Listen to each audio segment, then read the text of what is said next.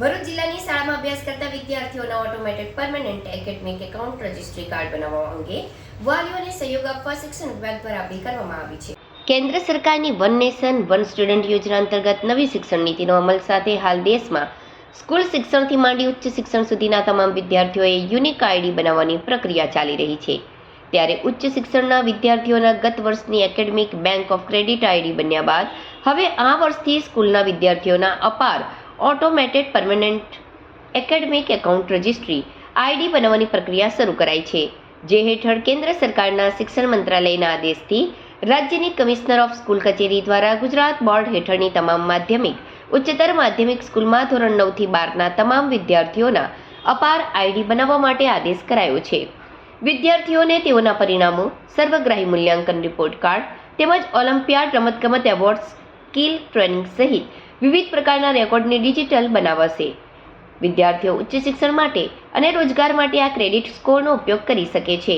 ત્યારે આ અપાર આઈડી કાર્ડ બનાવવા માટે ભરૂચ જિલ્લા શિક્ષણાધિકારી સ્વાતિબા રાઉલે વાલીઓને આ કાર્ડ બનાવવા માટે શિક્ષણ વિભાગ જાગતા પ્રયાસમાં સહભાગી થવા માટે અપીલ કરી છે. રાષ્ટ્રીય શિક્ષણ નીતિ 2020 અંતર્ગત એક રાષ્ટ્ર એક વિદ્યાર્થી આઈડી એના ઉદ્દેશથી વિદ્યાર્થીઓની શૈક્ષણિક પ્રગતિ અને એઓની સહશૈક્ષણિક પ્રવૃત્તિઓની ઓળખને ટ્રેક કરવા માટે દરેક વિદ્યાર્થી માટે 12 ડિજિટના એક અપાર આઈડી ને જનરેટ કરવાનું સરકારે નક્કી કર્યું છે. અપાર આઈડી એટલે automated permanent academic account registry અપાર આઈડી એ બનાવવાનું થાય છે. દરેક શાળાઓમાં આ કાર્યવાહી અત્યારે હાલ ચાલી રહી છે અને આ કાર્યવાહી અંતર્ગત બાળકનું આધાર કાર્ડ પ્રમાણે અને યુડાયસ પ્રમાણે જે નામ છે એ નામનો ઉપયોગ કરી બાળકનું આધાર કાર્ડ અપાર આઈડી સાથે લિંક કરીને અપાર આઈડી જનરેટ કરવામાં આવશે. આ જનરેટ કરવા માટે વાલીઓનું એક નાનકડું કન્સેન્ટ ફોર્મ, સંમતિ પત્રક લેવામાં આવી રહ્યું છે. આ સંમતિ પત્ર માત્ર ને માત્ર એટલા માટે છે કે બાળકનું જે નામ આધાર કાર્ડમાં છે એ જ અપાર આઈડીમાં આપણે જનરેટ કરવા જઈ રહ્યા છે અને એના બદલનું વાલીનું આ સંમતિ પત્રક છે. એમાં બીજો કોઈ તમારો ખાનગી ડેટા કે કોઈ બીજો કોઈ ખાનગી બાબતો કે વિગતો લીક થવાની કોઈ સંભાવના નથી.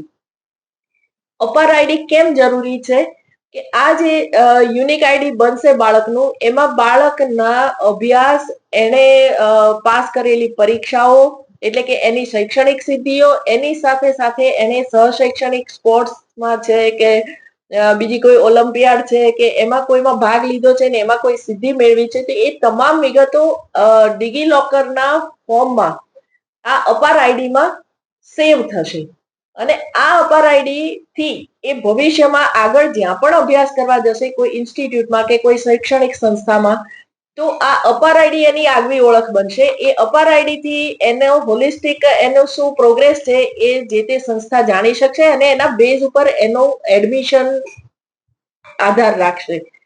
એટલે અને આખા ભારતમાં આ યુનિક આઈડી એક જ હશે જેના દ્વારા બાળક માત્ર ગુજરાતમાં નહીં, ભારતમાં કોઈ પણ ઇન્સ્ટિટ્યૂટમાં કે કોઈ પણ શૈક્ષણિક સંસ્થામાં પોતાનું આઈડી લઈ અને ઉભો થઈ શકશે. એટલે આ અપાર આઈડી ખૂબ જ જરૂરી છે. અપાર આઈડીમાં રજીસ્ટ્રેશન ન કરવું એનો મતલબ એવો થાય કે એ બાળક શાળામાં ભણ્યો નથી. જેનું અપાર આઈડી નહીં હોય એ બાળક ડ્રોપ આઉટ ગણાશે.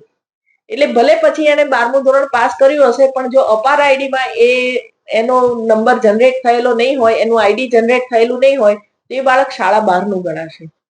એટલા માટે વિદ્યાર્થી તરીકેની આગવી ઓળખ માટે આ અપાર આઈડી ખૂબ જરૂરી છે.